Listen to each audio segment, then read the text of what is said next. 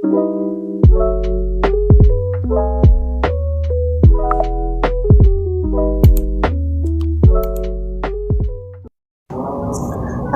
warahmatullahi wabarakatuh. Perkenalkan, nama saya Amanda Yasmina dengan NIM 2101654 yang berasal dari Universitas Negeri Padang dengan program studi pendidikan bahasa dan sastra Indonesia dan daerah. Di sini saya akan mempresentasikan materi tentang diskusi. Tugas ini saya buat untuk menuntaskan mata kuliah dari keterampilan berbicara dengan dosen pengampu Dr. Anda Ermawati Arif, MPD. Baiklah teman-teman semua, selamat menyaksikan. Baiklah, di sini saya akan menjelaskan tentang tugas pertemuan 11 dari mata kuliah keterampilan berbicara, materi diskusi. Di sini ada 8 pembahasan yang akan kita bahas. Yang pertama, pengertian diskusi. Kedua, langkah-langkah berdiskusi.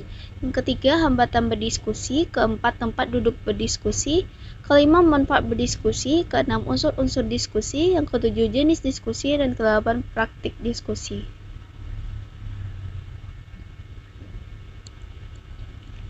Yang pertama, pengertian diskusi.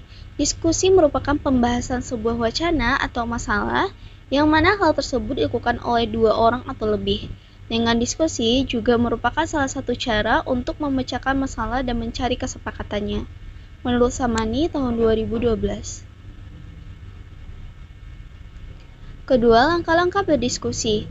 Langkah-langkah berdiskusi terbagi menjadi 3. Yang pertama, langkah persiapan. Yang kedua, pelaksanaan diskusi. Dan yang ketiga, menutup diskusi. Yang pertama, langkah persiapan merupakan tahap pertama dalam berdiskusi. Hal-hal yang diperhatikan antara lain, yang pertama, merumuskan tujuan yang ingin dicapai, baik secara umum maupun khusus. Yang kedua, menetapkan masalah yang akan dibahas. Yang ketiga, mempersiapkan segala sesuatu yang berhubungan dengan teknis pelaksanaan diskusi. Kedua, pelaksanaan diskusi. Hal-hal yang harus diperhatikan antara lain, yang pertama, memeriksa segala persiapan untuk diskusi. Yang kedua, memberikan pengarahan sebelum dimulai diskusi. Yang ketiga, melaksanakan diskusi sesuai dengan aturan. Yang keempat, memberikan kesepakatan yang sama kepada semua peserta diskusi. Yang kelima, mengendalikan pembicaraan kepada pokok persoalan yang dibahas. Yang ketiga, yaitu langkah terakhir, yaitu menutup diskusi. Hal-hal yang diperhatikan antara lain, yang pertama, membuat pokok-pokok pembahasan sebagai kesimpulan. Yang kedua, mereview jalannya diskusi dengan meminta pendapat seluruh peserta sebagai umpan balik.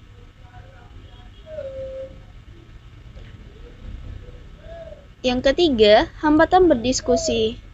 Hambatan berdiskusi ialah hambatan atau kendala dalam berdiskusi. Menurut Suryo Subroto tahun 1997. Yaitu 1.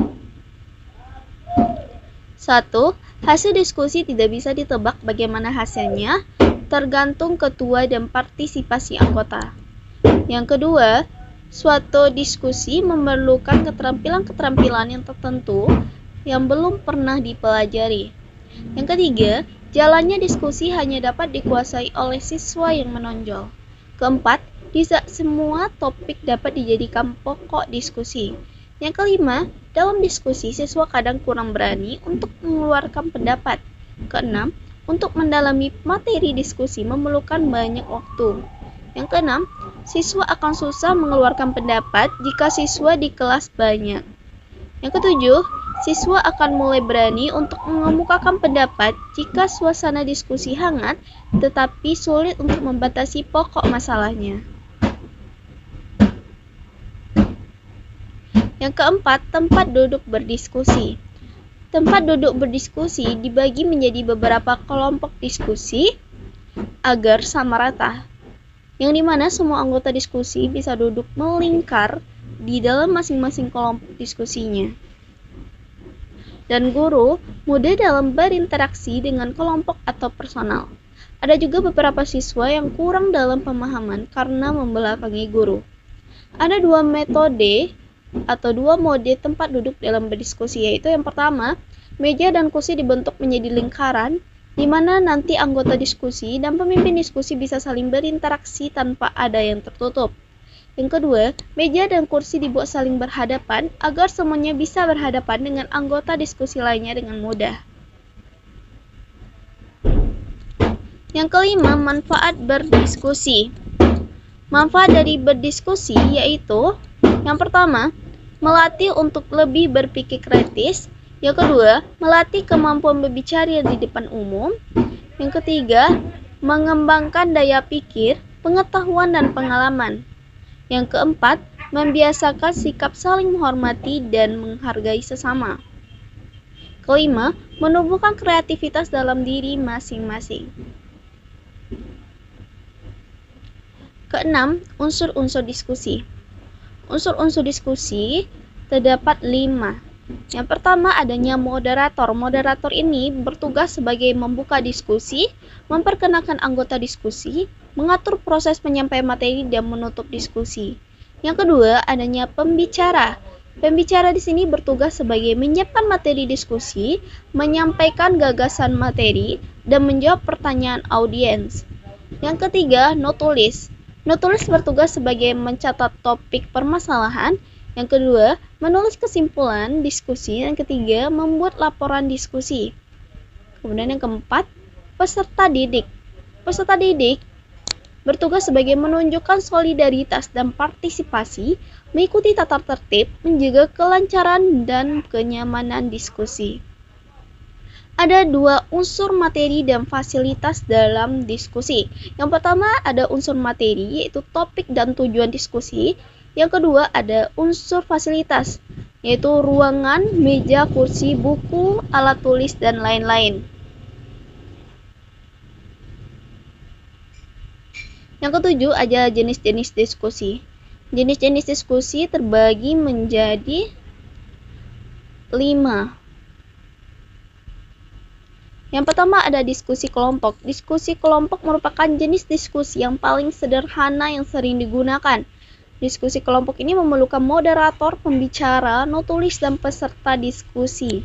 Yang kedua, diskusi panel. Diskusi panel ini diskusi yang biasa digunakan untuk memperluas wawasan tentang suatu masalah yang sering dibicarakan.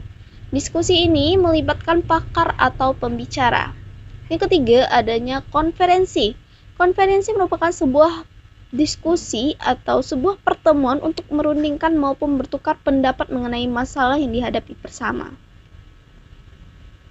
Yang keempat ada kongres. Kongres merupakan bentuk diskusi dari para wakil organisasi untuk mendiskusikan atau mengambil keputusan mengenai suatu masalah.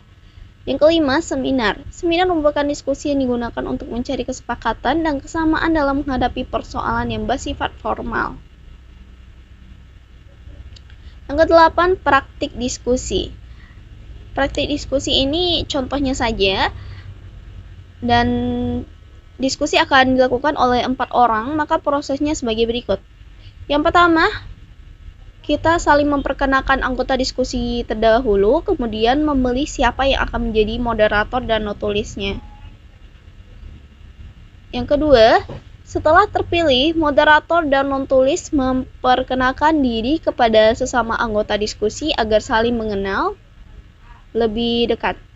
Yang kedua, merancang bagaimana jalannya diskusi untuk yang akan dilakukan. Di sini akan melibatkan seluruh anggota diskusi yang akan merancang bagaimana jalannya diskusi agar lancar dan bagus.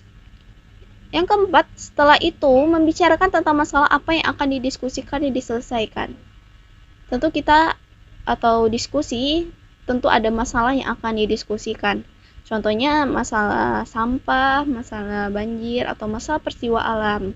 Maka itu kan bisa didiskusikan dan bisa diselesaikan dengan adanya diskusi. Dan yang kelima, kemudian membahas tentang masalah tersebut secara bersama dan menemukan jalan keluar dari masalah tersebut.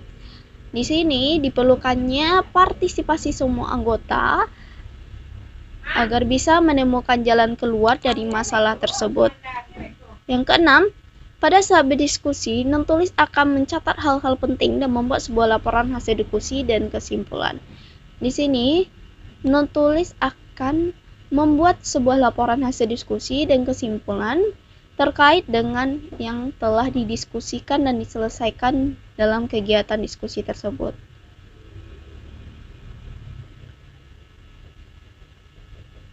Kemudian selanjutnya, peserta diskusi yang lain akan memaparkan laporan hasil diskusi dan kesimpulan yang telah dibuat oleh notulis. Di sini peserta anggota diskusi yang lain yang bukan terlibat sebagai moderator dan notulis, dia akan memaparkan laporan hasil diskusinya dan kesimpulannya kepada para audiens. Kemudian selanjutnya, setelah proses diskusi, moderator akan memberitahu rangkuman diskusi yang telah dilaksanakan. Setelah anggota diskusi telah memaparkan laporan hasil diskusinya dan kesimpulan, moderator akan memberitahu rangkuman diskusi yang telah dilaksanakannya. Jadi moderator juga membuat sebuah rangkuman nantinya yang akan disampaikan pada akhir diskusi. Kemudian selanjutnya yang terakhir yaitu diskusi telah selesai. Diskusi telah selesai ini tentu moderator dan notulis akan menutup kegiatan diskusi tersebut dengan baik. Baik, terima kasih. Cukup sekian presentasi saya hari ini. Saya Amanda Sakira dengan NIM 21016054 dari Program Studi Pendidikan Bahasa dan Sastra Indonesia dan Daerah, Universitas Negeri Padang. Jika ada kesalahan kata, mohon dimaafkan. Terima kasih dan sampai jumpa. Sekian dari pemaparan dan presentasi materi saya tentang diskusi. Jika ada kesalahan kata, mohon dimaafkan. Semoga bermanfaat untuk kita semua. Wassalamualaikum warahmatullahi wabarakatuh.